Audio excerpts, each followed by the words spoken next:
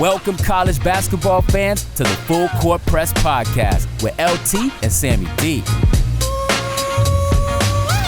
This is the podcast that brings you legendary stories from college basketball's golden era and dives in deep with a current analysis of today's game.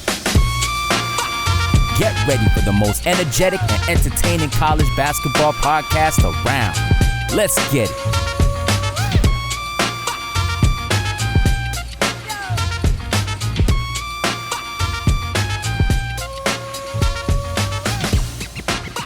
Hello and welcome to another Full Court Press Podcast.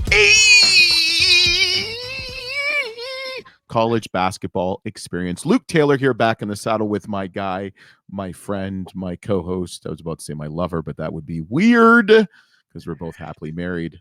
Well, at least you are. I don't know about me. No, I'm just kidding. I got to be careful. My kid's in the basement sick. So but I'm very happily married. And you got the kids home now during the day. Just one.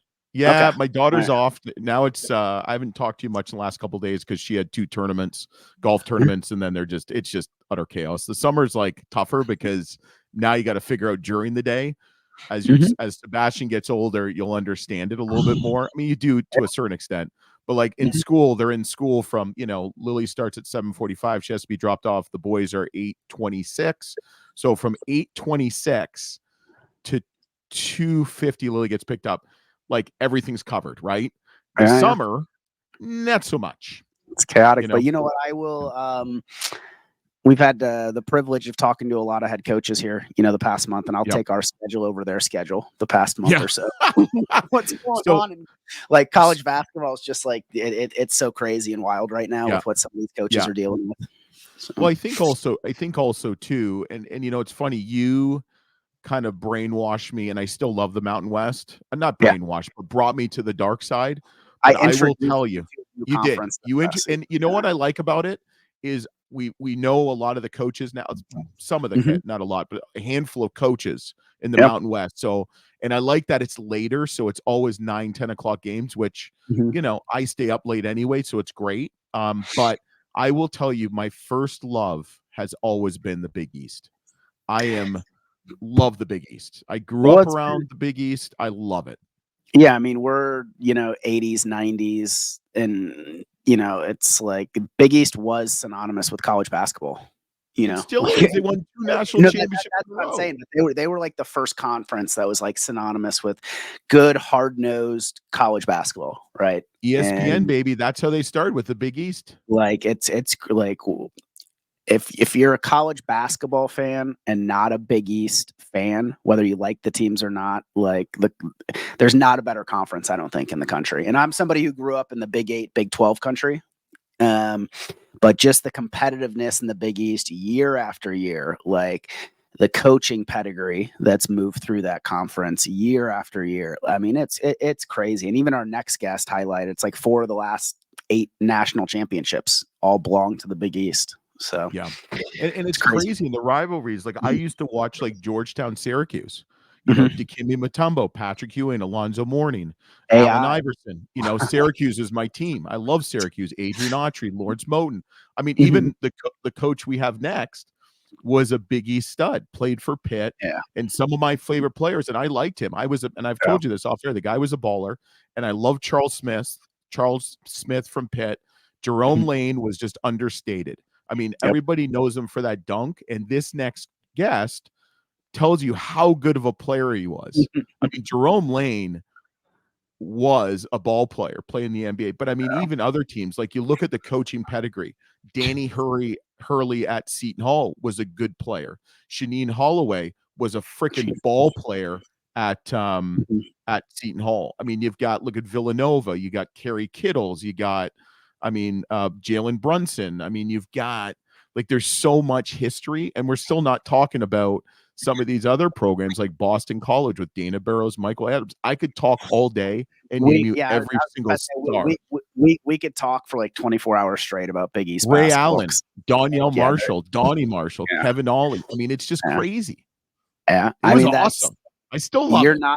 You're not going to watch a Big East basketball game where the players aren't playing hard and diving for balls, picking each other up. I mean, it is true heart to heart 40 minutes of just the best, most pure college basketball. And yeah, our next guest, I mean, I would struggle to find another guy in the world who loves the game of college basketball more than him. Can you think of anybody? I'm trying to think. I know you are. I know, but it's we're both very familiar with his background, the success he's had, what he's building this offseason. And, it's his name has become synonymous with college basketball, the past 15, 20 years. And it's a pleasure to have him on the podcast. So I'll let you kind of do the intro here. And because I know you were super excited getting this set up, and it's a great show. It's a great interview we have. Yeah, and he has his own podcast. I want to give a big special shout out to Jeannie Varian. She's an Xavier graduate, and she married a Dayton graduate. So it's kind of comical. At least I think she's an Xavier. I keep saying Xavier. Xavier graduate, the Musketeers. And I've got some other friends, Dan Root, Doug Root, Britt Root. There's a whole bunch of Xavier. You're in Ohio. I'm sure there's a lot of Xavier people. I am. But we got Sean Miller, the head coach. He was there from 04 to 09, then went to Arizona 09 to 21, and then's back at Xavier. And I mean, we even talked about it. I mean, they went 16 and 18 last year, 9 and 11 in conference, and they actually could have been a top 25 team. That's how good they were.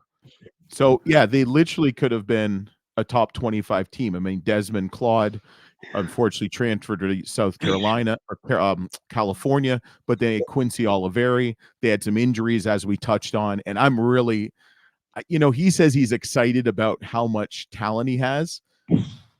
I mean, it's crazy the players he brought in, and I'm really excited. Yeah. The last 6 weeks, I mean, what he's done in the transfer portal, as well as keeping some of his stud players on last season and the season before's roster is incredible. And I mean, you talk a little bit about his competition this past year, and he highlights it on our podcast where they played Houston, they played UConn 3 times, they're playing Marquette, in the Big East twice, they're playing Creighton. I mean, there's no rest for that, And he says the Big East with DePaul getting better with Coach Holtman, gave him a shout out, and then Ed Cooley with Georgetown.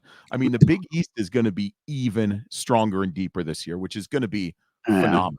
Yeah. No, I'm excited. Let's get into it, LT. Yep. So just don't forget to subscribe, rate, and review. Thanks for listening. Thanks for watching. And let's get into Coach Sean Miller from Xavier University on the Full Court Press podcast. All right. Welcome to the Sean Miller 2.0 podcast, brought to you by Lotrum Athlete's Foot Jock Itch Antifungal Powder Spray. Spray it a couple times, it'll make you okay. Luke Taylor here, and that's kind of a bad joke because we're going to talk a little bit about Coach's podcast. I'm really excited about that. I started listening to it, and I guess we're not doing the Sean Miller 2.0 podcast, Sam, so we're pretty much fired after we just started. It's all good. It's all good. Welcome, Coach, man. It's a pleasure to have you. Yeah, nice to be on with you guys. Yeah. So we talked a little bit off air, and it's pretty interesting with all this stuff going on with NIL transfer portal. You kind of touched on something that the NCAA kind of did right. And this is my opinion. This is not your opinion. You didn't say anything. You actually get to work with the players a little bit more in the summer than you have in the past, which is kind of really good and really unique. No, it really is. It's a rule that passed a few years back, and it gives us 8 weeks to be on the court for, in essence, 4 hours in those 8 weeks, which isn't a ton of time. But if you look at it where you have 4 1-hour sessions or however you want to break it up as a coach, it does allow you to coach, teach, be on the court and in the gym with our players. And, I think you guys know this. Kids today, they love to work out. They love to be in a gym working on their game. So, to have them on our campus and have the opportunity to be doing with them what they love to do, really in a time where academically there's not a lot of pressure on them or as much pressure, it makes a lot of sense. So we're trying to take advantage of it like I'm sure a lot of places are.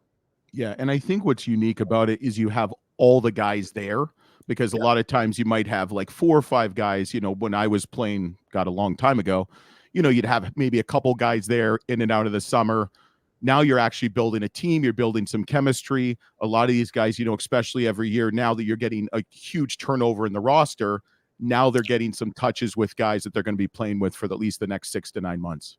No, for sure. I mean, you have to realize, like on our end as coaches, you have a collection of players where you're building a roster more so each year than ever before, right? Because you have a lot more change. I think that there's few programs that aren't experiencing it, but each of these guys, for example, if they transfer, they're coming from another summer program, another coach and a staff. So, part of it is just establishing our way, establishing credibility that this is who we are and what we do at Xavier. And then I think more important is, you can't take for granted that they have to get to know each other, right? I mean, for them to really be a good team and for us to be the best that we can be, even if we're together for 9 months or a year instead of 4 years, how it once was, the better that these guys get to know each other both on and off the court, I think the more success will follow. And that's something that these 8 weeks in the summertime gives us the advantage of as well with the new rules. So we have our entire team here. We work with them each week. The other part of it is being in the weight room, the strength and conditioning element, and then the off the court, which you touched on. So getting to know each other and really allowing us to teach them our way. That's what we do in the summer. Yeah, and more importantly, with your basketball camp, you got more camp counselors. Yeah. Here's the thing about camp. If you ever worked a basketball camp, have you ever worked a basketball camp? Syracuse, baby, the Big Orange. Jim Boeheim still doesn't know who the hell I am, but that's cool. Well, I bet you'll remember this. After that day, no matter how young you were, what great shape you were in or whatever, your lower back never hurt more than about 7 or 8 o'clock that night after working at camp all day. So, I mean, it's just so with our guys, like the days of working camp have ended. They're busy. I mean, they're lifting, they're working on their game. We have our either a team practice or player development group. So we let them to focus on that. And then the camp kind of runs beside it. Yeah. Right. Mm-hmm. So, Coach, I want to talk to you a little bit about like the last 2 months, transfer portal. And I mean, you've been super busy. And I want to hear a little bit about like your pitch to some of these guys coming in, because you hit it out of the park in my mind with some of these new guys coming in from Roddy Anderson from Boise State, Cam Fletcher from Florida State, Dante Maddox from Toledo, Marcus Foster. Junior. Dante Maddox from Junior is a ball player. No, but it's like, I'm going to we watched a lot of Indiana State because we had those guys on the podcast and Ryan Conwell. Like I was pretty spot on with some preseason predictions this past year. And Ryan Conwell might be like my pick for like a dark horse for Big East Player of the Year next year. I mean, he's right. Yeah. He's a ball player. Yeah. I mean, what was it like kind of, I mean, from the last game of your season last year, you were busy, right? Like, what was this pitch? What was it like putting this team together? Because you guys got some guys who can put up some points. Yeah, I mean, it's really a great question, and you also have to keep in mind that I became the head coach here at Xavier in 2022, March 2022, and if there's ever a 2-year window in college basketball that's changed more than what we've just experienced, I'd love someone to bring that to my attention, because it's flipped upside down and then over again. So, when it's the combination of new coach, new staff, simultaneous with everything that just happened, in fairness to me or our staff, or just generally speaking, I really think it's taken a little bit of time for us to really get both feet on the ground and say, okay, this is going to be our direction and plan at Xavier. Each of our places have strengths and weaknesses, and so what we really tried to do as we got into this year is, constantly be a blend in building our roster with, the right incoming freshmen, but really get older through the transfer portal, get more experienced, and get deeper, older, tougher, all those things that I think, getting players from that have started their college basketball career, they can give you that ingredient. We've experienced that already in my first 2 years at Xavier. So I guess first point is we had a plan that this spring was going to be incredibly important for us. So let's get older, let's get deeper, let's get more physical across the board. One thing that really has helped us in the portal is credibility. We took Sule Boom, who you guys are well aware of, from UTEP, and not a lot of fanfare came with us adding him to a very veteran team. And when you look at Sule's individual year being with us for 1 year, I mean, he's first team All Big East, think he finished second in the Big East in scoring. And he was really instrumental towards us getting to the Sweet 16 and having the season we did 2 years ago. That helped us get Quincy Oliveri. And Quincy leaves Rice. Again, I think you guys would have said, hey, Quincy can score. It'll be interesting to see if it can translate. Well, it did. And Quincy and Devin Carter led the Big East in scoring. And Quincy had arguably one of the best offensive years ever at Xavier. And he did it against amazing competition. So when you start to develop the track record of guys leaving a program and coming to ours and thriving, I think when Dante Maddox and Ryan Conwell look at what those two guys did, there's a path for them. And that's not the only reason, but I do think from a credibility, there's nothing better than to be able to sell like facts, evidence. We're not promising you something that's a pipe dream. We're showing you through like statistics, and this is what we have done. So my hope is that these two guys, Dante and Ryan, among the others, but those two guys being guards can help us like Sule and Quincy did. You know what you can sell to all these recruits that are looking at the Big Ten and the SEC? The Big East won the national championship the last 2 years in a row. And 4 of the last 8 years, when you consider Jay Wright and Villanova, it's really amazing to think about. I mean, and what Dan Hurley and UConn has done, I mean, it really speaks for itself. I think that's why we as a coaching group, and I think all of us that played in this past year's Big East, we were disappointed that we only got 3 teams in the league, because I know you guys follow it closely, but the gauntlet of 10 games at home, 10 on the road, we all go to Madison Square Garden and play each other again. I know there's some other conferences that were terrific this past year, but we were one of them. And, not to see a team like Seton Hall get in, it was disappointing for all of us, not just for Seton Hall. So, hopefully moving forward, we can get back to being that league that has half of our conference in, if not more. Yep. The funny part is you guys were 16-18 last year, and you could have easily been a top 25 team with a couple of, wins here and there. That's the funny part with the Big East, right? Yeah, no doubt. I mean, 9-11 in the Big East. And look, we had 2 or 3 opportunities that just ended on the last play. And in some years, those last play moments go your way. This past year, I'm not sure any of them really did. But we fought the good fight. There's a lot that we're proud of that we went through a year ago, because without Jerome Hunter and Zach Fremantle and the timing of their injuries, which would have happened, let's say, a month from today, there wasn't a lot we could do, and we did the best that we could. But we had a few players really just play their hearts out, and hopefully last year's a learning lesson for us to transition into this coming year. Yeah, we had the privilege of getting out to the Final Four, and there wasn't one press conference that Coach Hurley was in, whether it was before the semifinals or after the championship game, where he wasn't like, we're just better prepared than everybody because we're in the Big East. Yeah, it's great that he said that. But I mean, look, it is a real challenge. I mean, I played in the Big East a million years ago, 1987 to 92, and that's ball player. This guy was a ball player. I know. I used to watch him in the videos.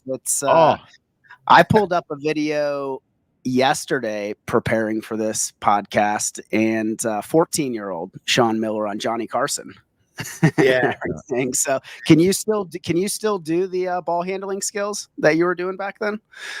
I could do some of them, but I'll tell you, I'm 55 now, and so you're going back. Think about it. You're going back 40 years, roughly 40 plus years at this point.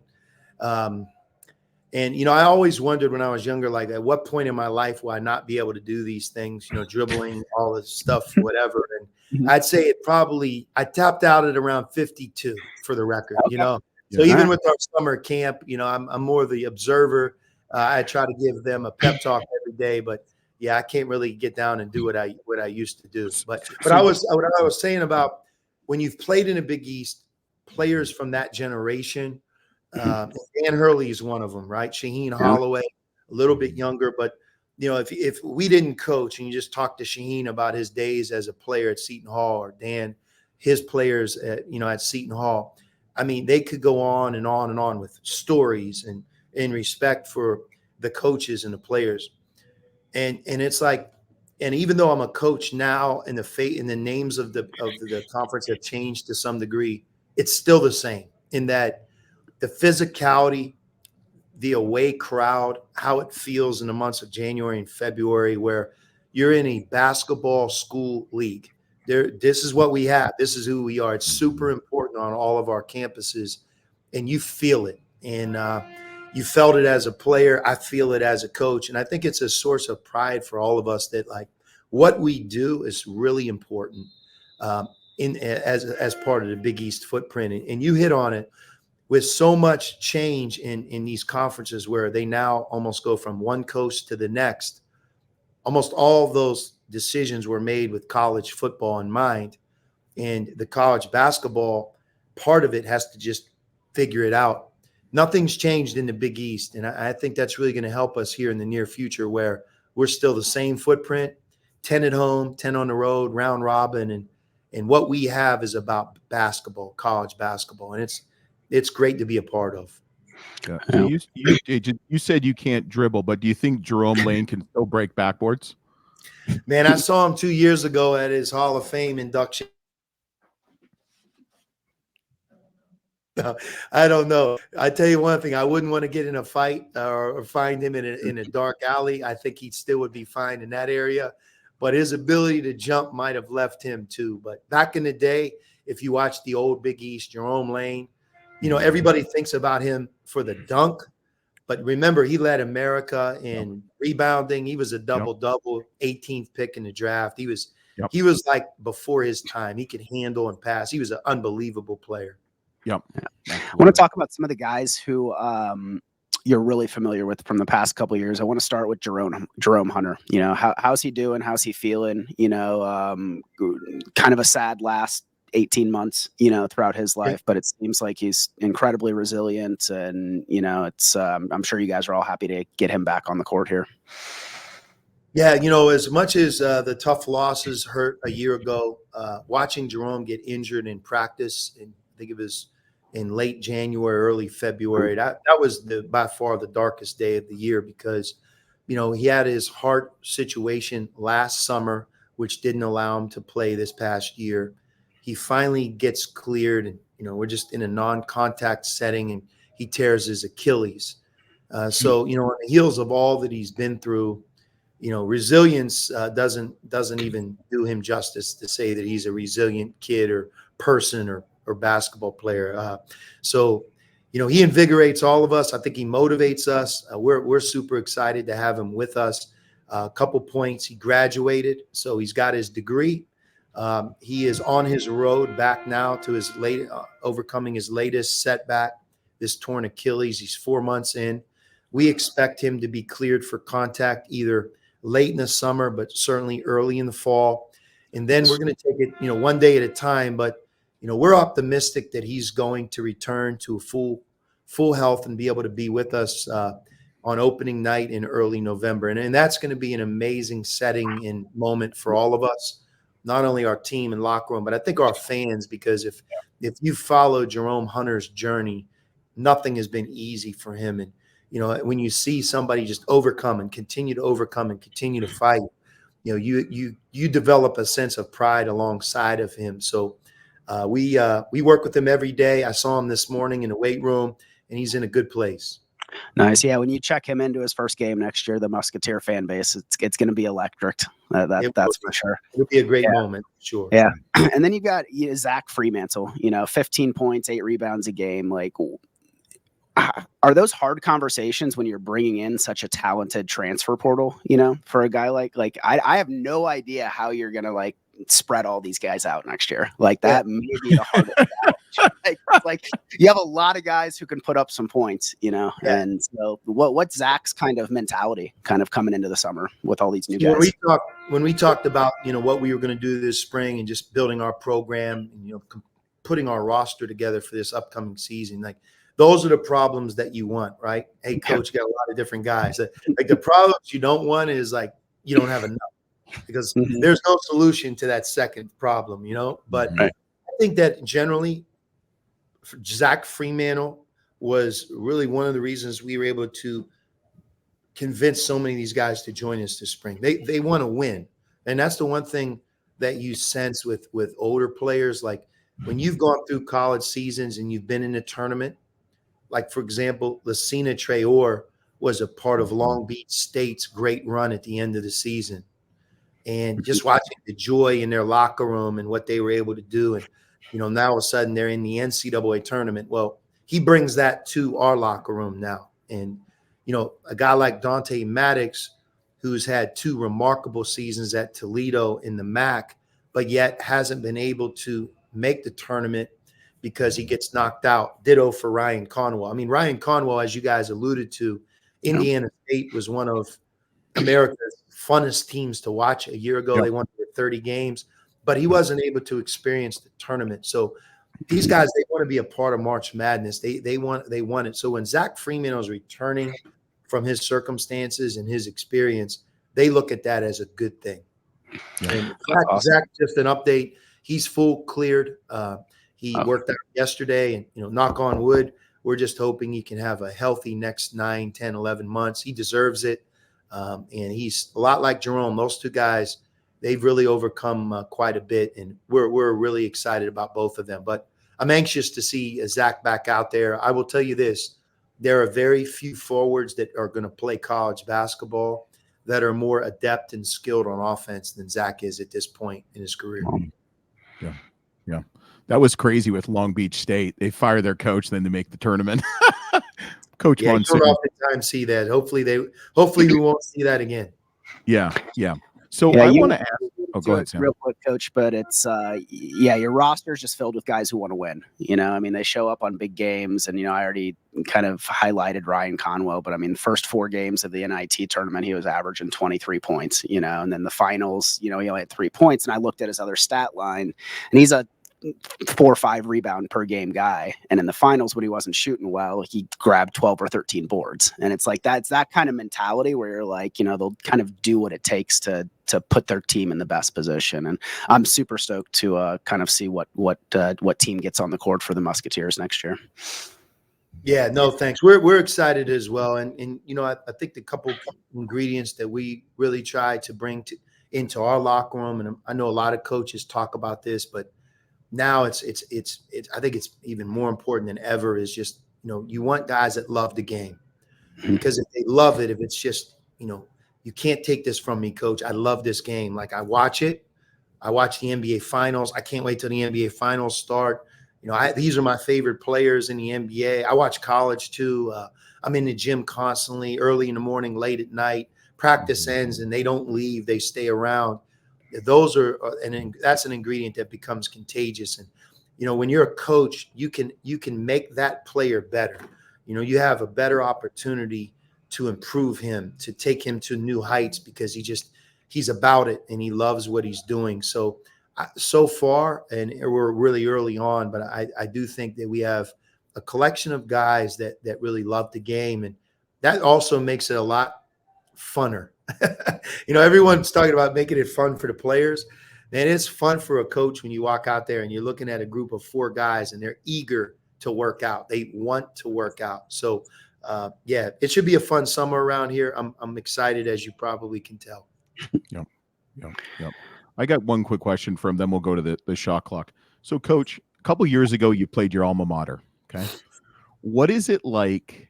In the back of your mind, what is it like coaching against your alma mater that you obviously are well-known, well-regarded, played at a high level? Kind of take us through those emotions. Obviously, you want to win the game, but does it feel a little bit easier to lose a game if you lose to the team you played for 4 or 5 years? Man, I don't know. I played Pitt against Pitt twice. Ironically, the first time was when I was at Xavier, and we were in the Atlantic 10. And that's when Pitt was the number 1 seed. They had DeJuan Blair, Sam Young, Jamie Dixon was the coach. We lost to them in Boston in a thrilling game. I think they went on to lose to Villanova in the Elite 8. And that was Jay Wright's first Final Four at Villanova. So that takes you back a ways, right, when you think about that. But that was a Sweet 16 matchup. And then this past 2 years ago, again, that was for the Sweet 16. I guess playing him in the NCAA tournament, it's never a good thing to lose, So I think the thrill of victory is what I remember. And then, in that first one, man, that was a tough loss. But I have a lot of love for Pitt. Not only my days playing in the Big East, but some of my greatest friends are a part of the recruiting class that I was a part of. There's some older players that welcomed me when I was a young guy coming from Beaver Falls, Pennsylvania. Curtis Aiken, who you probably know, does their radio today. Mm-hmm. You hear that term "big brother" a lot of times, but in that first summer or year, Curtis was just finishing. He was in the city, and I was coming in as a freshman. Like, he made it okay for me to be at Pitt. Like, he gave me confidence. He looked out for me, and those are the things that you remember. Yep. And graduating from there, people you love so many people that are affiliated with either the university or that city. And I'm a big Steelers fan. It's tough for me because I like the Bengals too, because I like the Bengals because I'm in the city and Joe Burrow, and it makes life easier. But when you're born and raised in Pittsburgh, you got to love the Steelers. So I'm sorry. God bless you. Yeah, you mentioned Jamie Dixon when he was at Pitt. You get another crack at him next year for in that. How's scheduling going for next year? I mean, do you? Yeah, so our schedule is completed. We're at TCU in the Big 12 Challenge, and then we play in Fort Myers, Florida, in an exempt tournament around Thanksgiving. And the three other teams are Virginia Tech, South Carolina, and Michigan. So we play two of those. We play Wake Forest at home, and then we play at Cincinnati in the crosstown shootout. So, look, when you play the 20 regular season Big East games that we all play now, and I name the names of those, I mean, that's plenty. We just have to be good. Yeah, you're not playing Children's of the Poor next year. No, we aren't. And last year, I mean, we went – I don't know if you guys ever looked at our schedule, but we played Houston at home and at Purdue. Yep. Right? I watched that game. I actually watched that Houston Xavier game. It's a good game. Oh, that place was crazy. We played UConn 3 times. So we played the number 1 seed 5 times. Then we played Marquette. I think, what were they, a 2 seed? 2 more times at 7. We played Creighton. They were a 3 seed. We were up to 9 right there. And then I'm not even counting St. Mary's in Vegas and Washington in Vegas and Cincinnati at home. We played one heck of a schedule. And the one thing that I've learned is there's no prize for playing that schedule and not winning. Yeah, sure. Maybe you still got to win. Yeah, maybe you should call the Big East and see if you can play DePaul 5 times. I will say that one of the things that all of us feel, Chris Holtman being at DePaul and him flipping their roster, I think when you watch the Big East this year, you're going to see a much improved Georgetown and much improved DePaul. So, one of the things you look at our league, sometimes when you look at the bottom, the stronger the bottom is, I think the more that it helps everybody. And, absolutely.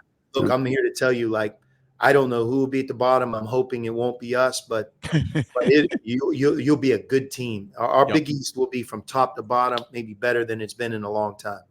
Yep. All right, Sam, set them up. LT, we ready? Yeah. So, Coach Miller, we do a little thing called the shot clock. LT is going to rip off 5 or 6 questions, really easy, really fun questions. First thing that comes to mind, feel free to throw a story in there if you want. But LT, let's let it rip. All right. First question. Who's a better coach, Miller 1.0 or Miller 2.0 at Xavier? Definitely Miller 2.0. Not necessarily wins, losses. It's just, I think with age, you become wiser, with failure and success. I think you can equally learn from both.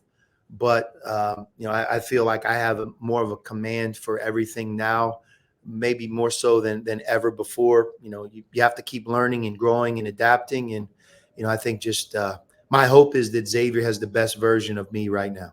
Yeah. Sam, at least he didn't say Miller 3.0. You never know. So favorite arena to player coaching and least favorite arena to player coaching. Wow. I mean, I've been at this for, I guess, 31 seasons, 20 as a head coach. I've been in them all. I think, at Kansas and at Duke are 2 of the most difficult places that I've ever been at as an opposing player coach. I'd say those 2 really stand out. at Fog Allen, at Cameron Indoor, quality of coaches, the team, the crowd, how it felt, how difficult it was at the jump ball.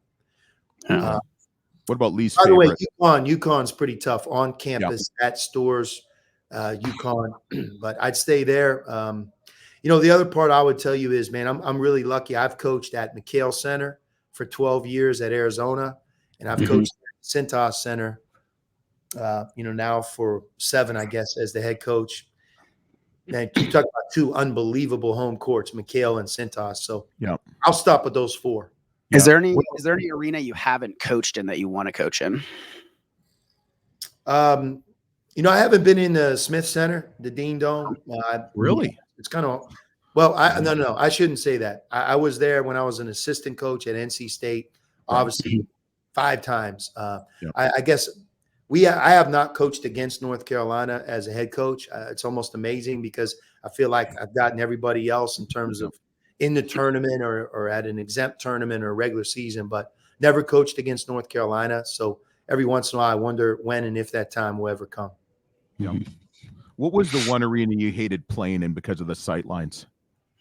The Carrier Dome.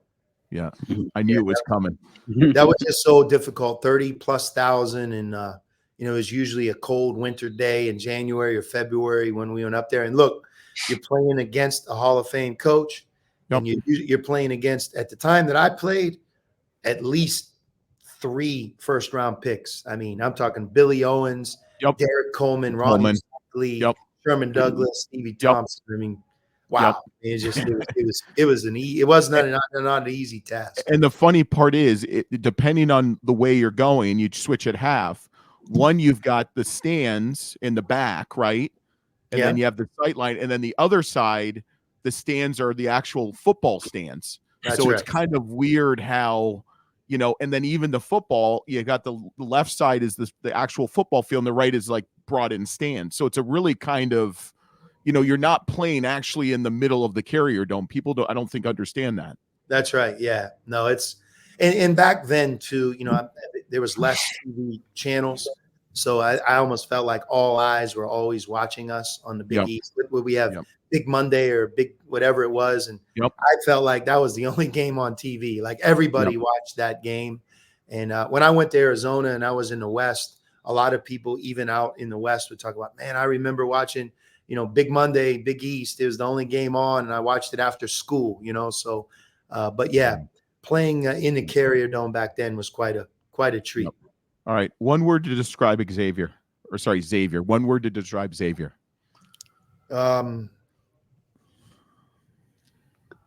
Meaningful. Meaningful from this is a place that's believed in me twice, not once.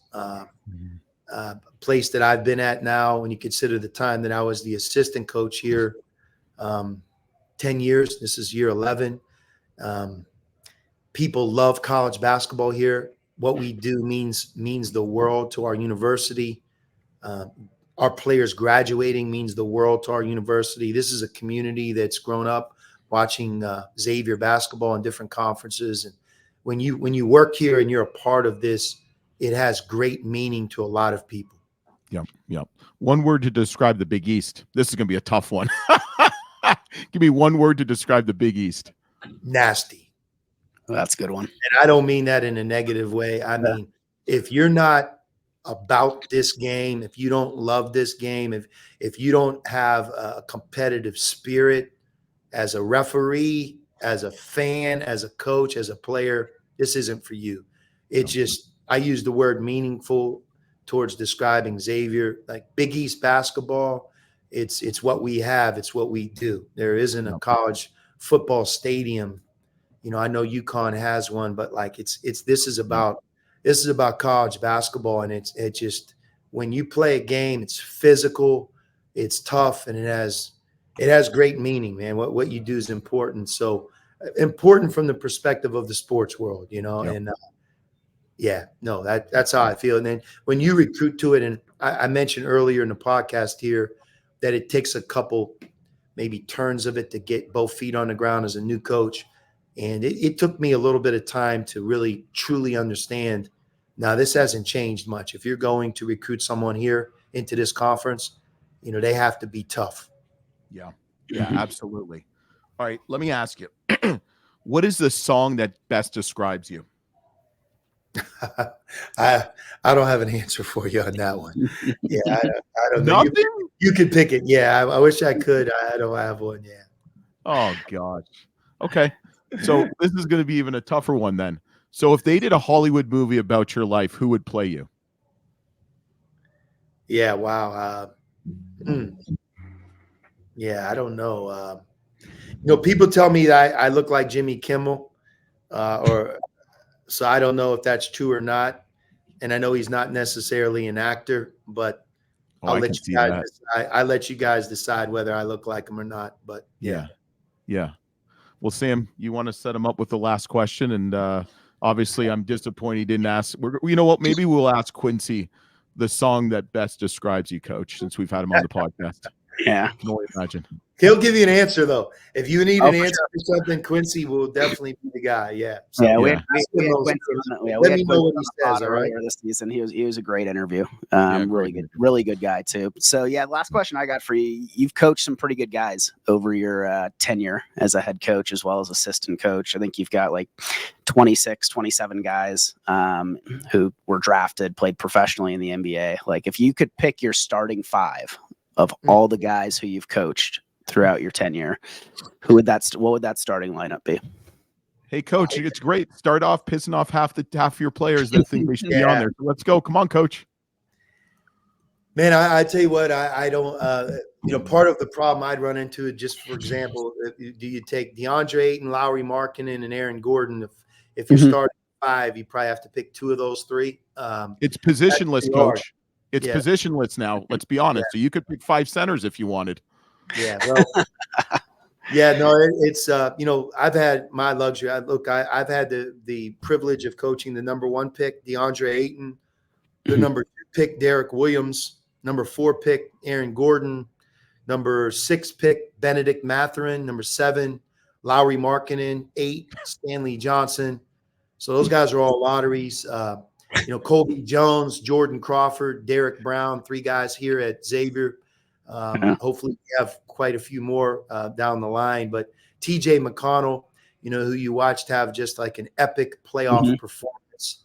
There are just so many, and a lot of guys I'm proud of, like, Dalen Terry, who was an underdog coming to Arizona and became a first-round pick. But I can't really name the starting five. I think a lot of guys. I will tell you this, from a college perspective, I don't know if I coached a more productive player than Derek Williams. I don't know if you guys remember him. So I think it was 2000, and it would be 2011 draft. Kyrie was 1. Derek was 2. Derek had an NCAA tournament that was epic. We lost to UConn and Kemba. It was Coach Calhoun's last national championship. I think we had 2 shots to win it, but Derek Williams was literally unguardable. And, I think he got us, he got me started. Our staff started at Arizona, and my heart always goes out to him because, without him, I don't know if those others would have followed right after him as easily. Yeah. Sammy, he's simply known as the senator now because he won't answer our question. No, it's all good. He's got 2 guys who won a national or a world championship last year with Aaron Gordon. And I'll give you this. I'll go position. TJ McConnell, Ben Mathurin, Rondé Hollis Jefferson. Okay. That's nice. Aaron Gordon, DeAndre Ayton, Lowry Markkanen coming off the bench. I think we'd win a lot. You think you'd win a lot? No. Well, Coach, sorry. We had a pleasure having you on the podcast. I'm going to turn it over to you for the last minute, give you the platform, Coach. Anything you want to share with the Musketeer faithful, student section, boosters, alumni, anything you guys are working on this summer, any games you got circled next year? Sam, even better yet, talk about your podcast. Promote your podcast. Yeah. Big time. The idea of me having my own podcast, you can imagine, especially when you're a head coach here in the Big East, you wonder, do I have enough time? And then, why am I doing it? What happens if you lose? You're going to lose and you're going to go on a podcast. How's that going to be? You worry about all those things. But at the end of the day, the reason I did the podcast was simply to just promote Xavier as a university, It's a great place. Promote our basketball program. Have the opportunity to reach out and thank so many players that have played for me, and be able to reach out to people that have impacted my life in a positive way. You know, people like Bill Walton. Like Bill Walton, when I thought about doing my podcast, he was someone that I envisioned having on my podcast. And I feel so bad that I wasn't able to do it. But a great example of, in the 12 years that I was the coach at Arizona, I really got to know him in really a professional colleague, but almost friendship way. And, you know, he's was misunderstood in so many ways, but just being around him for those 12 years, I know he made me better. He made me laugh. And he's just like, thinking about who he is in the game of basketball and just being around him, you know, that's what the podcast allows me to do, is to bring him on or talk about him. And without the podcast, you know, you maybe aren't able to do it as easily. So that's the reason why I did it. It's been a win-win here, and I'm going to continue to do it. It also helps our current players, you know, and with so much change, it allows you guys to get to know them better. Quincy's a great example. You know, you have Quincy on my podcast. I mean, his personality jumps out, and you get to know him not only as a player, but man, his gift as a person as well. So I'm going to continue to do it. Awesome. Well, it's a great podcast, the Sean Miller podcast. You can find it on Apple, Spotify, everywhere you can find podcasts. Give it a listen. We'll post a link to the latest episode of the Sean Miller podcast as well. Cool. Thank you, guys. Well, hey, I appreciate you taking the time to have me on. Yeah, Coach. Yeah, you're just going to stick with us 1 second, but thanks for watching. Thanks for listening. Don't forget to subscribe, rate, and review, and also check out the Sean Miller podcast. We'll be back next week on the Full Court Press podcast, a college basketball experience. Let's get it.